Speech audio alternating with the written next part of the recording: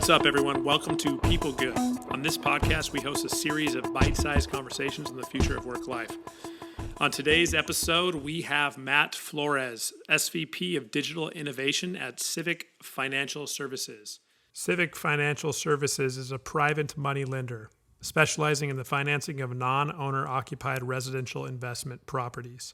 Civic provides mortgage brokers and real estate investors with a fast and cost-effective funding source for their real estate investment needs. With more than 15 years of experience in the conventional mortgage space, Matt brings to Civic a deep expertise in implementing marketing technologies that acquire new customers and increase overall sales. In spite of the shifting and unpredictable lending landscape, Matt created success in his career by effectively translating a company's growth objectives into quantifiable marketing strategies. Prior to joining Civic, Matt served as vice president for conventional mortgage lenders LenderFi and New Leaf Lending. Beyond automation and technical expertise, Matt brings a leadership style and passion to collaborate to make Civic the market leader. Welcome, Matt. What is up? Thanks, Braven. Thanks for having me. Before we get into it, first the quote of the day from Exponential Organizations, written by Salim Ismail. And here it is, quote, traditional organizational structures designed over the last few hundred years to hierarchically manage physical assets and the people to manage those assets are rapidly becoming obsolete. To compete in our rapidly changing world, we need a new kind of organization, one that is not only able to manage this change, but also thrives in it. And we'll see that has a lot to do with crowdsourcing and partnering with and getting open source data already available. The best example of this, which is in the book, is Nokia buying millions of dollars of physical assets while Waze was getting petabytes of open source data. This leads me to my first question. I think Civic exemplifies this type of new organization.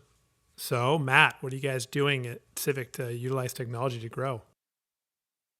Yeah, so Civic is a young company. We're about to turn 6 years old in August, and we have a heavy manual process. So how we're utilizing technology today is we wanted to create a custom web-based application focused on helping our customers inquire faster, more efficiently. We had launched that program in August of 2018. And now we're focused on more the machine learning and the AI to help drive further automated intelligence throughout our entire loan process. And with our end goal of creating a memorable, more Amazon-like experience for both our employees and our customers. So some of what Exponential Organizations talks about is the ability to leverage existing data and then also leverage data through dashboards across the organization. How are you leveraging dashboards and how has that impacted growth? Well, good question. So dashboards are very important, and surprised that not a lot of companies go after it, but identifying clear production targets or just overall targets is critical for the organization. And what it does is it gives people like a rallying point, something to cheer upon, something to aim at. And especially on our sales floor, people become very competitive, as many might know. And we, as an organization and top leadership, we value that information, and we are very transparent. And so throughout that, we use dashboards to drive performance. But what we also kind of figured out during that is people genuinely care about others. It's not just like a competitive nature, but people care about what's on the board. They care about, maybe one of their rivals that they've been competing with is now not doing so well. And they reach out on their own and, they celebrate accomplishments of those individuals, but they also pick up people when they're down. So really, really effective way to communicate your targets.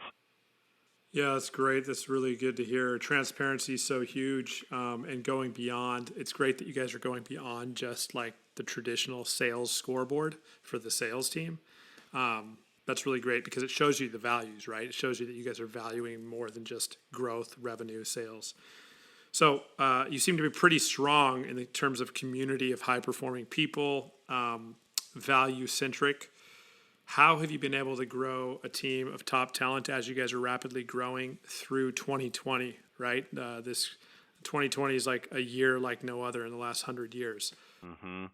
Yeah, I mean, for us, I would say it starts within. So what we do, we find a lot of the talents and the skills of the individual people that are inside of our organization. And, we've taken many exams or assessments like the Briggs and Myers or predictive index, and we understand how people work, or the people on our staff, how they work. And it really helps identify who's best for the project and helps us repurpose those individuals. One of the things that I'd like to reference is a book that I read called Rookie Smarts. And by putting rookies in positions that typically are occupied by professionals, this one line kind of sums it up. It says, amateurs built the Ark and professionals built the Titanic. And really what that kind of boils down to is with rookies or people that are trustworthy and honest with a great attitude can yield better results because they communicate often, they ask questions, unlike a potential professional might thinking that they know or must know at that level. And what it does is we inspire other people and give people an opportunity to succeed. And so we've seen a lot of that in this last several years. Yeah, that's really great. That's insightful. And the fact that rookies often they're not bound by the rules, right, of the profession. And so oftentimes they don't know what they're breaking when they're breaking it, or the risks they're taking when they're taking them. So that's so good. So how do you keep your team engaged during this time when, so many people are talking about remote being the future? I'm sure a small percentage of your staff is already back in the office, but not all of it. How do you keep keeping people engaged here? We build strong relationships. One of the things that occupies my day is one-on-ones.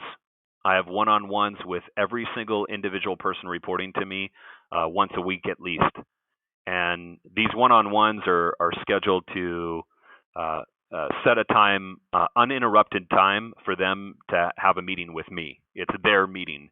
And, when you position it that way, and open up and share things about yourself.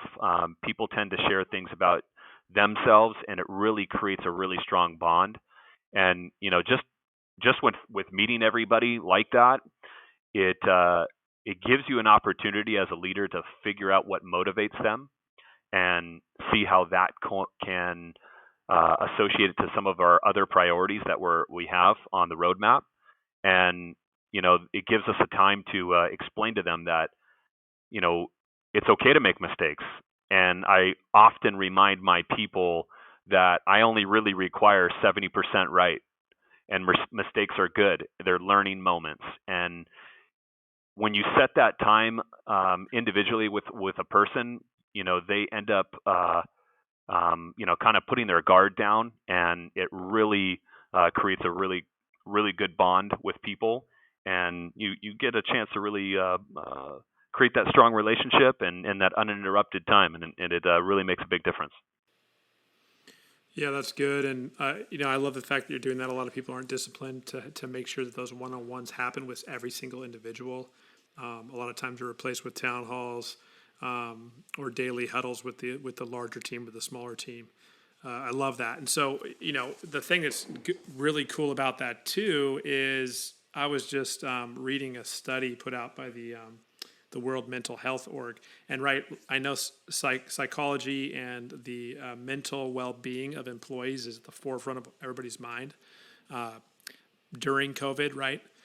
It's exceedingly something that people are talking about because depression is starting to grow amongst remote workers. And so it's cool. I just want to encourage you that actually shows that one-on-one coaching and caring about what they're doing and able to give them that room to fail, also aligning them with their heart's desires and their passions, is actually proven to start to mitigate against some of those early issues of mental instability. So good job on that one. So what tools specifically are you doing to monitor performance. You mentioned it earlier. Can you give us some dashboards that you use and tell us a little bit about that?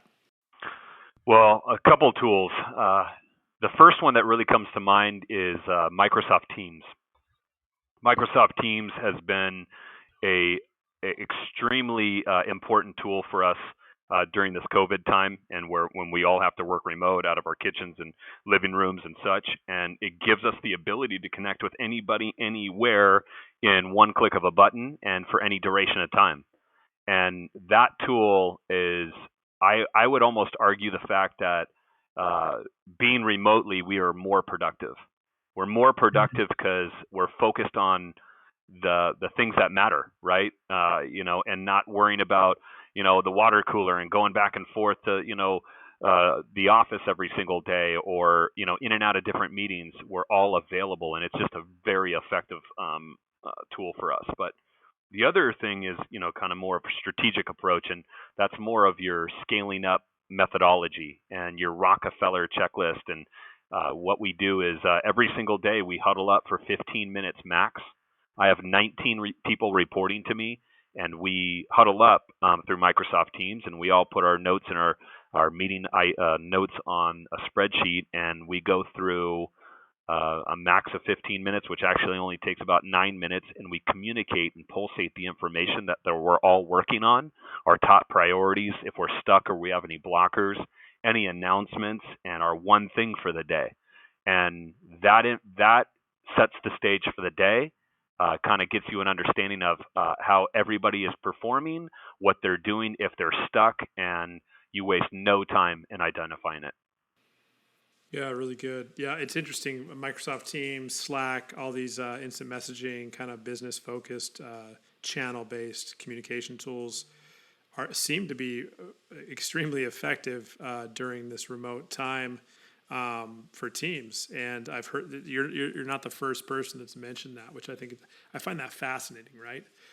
Is that you have a decrease in person connectivity, which there's no pheromones flying, which are super important to innovation and creativity, but you have this flow of information and accessibility. I mean, why do you think that is? Well, I think accessibility. I think, and this is just an assumption, but when I was working from my house for a couple weeks, I saw myself working more often because it was right there. My laptop was right there. My phone was right there.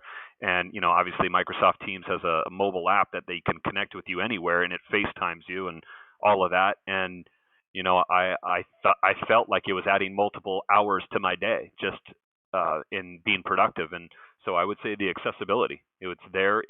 And then people normally that would, mentally clock out at the end of the day didn't, and continue to check in throughout the the later afternoon or the evening, and it's really kind of an interesting thing. Yeah, I've read that the average person checks their phone once every 12 minutes. So, it makes sense, right? It really doesn't matter where you are. It makes sense. Accessibility, great answer, very insightful, Matt. So let's talk about turnarounds. Give us a story about your best turnaround.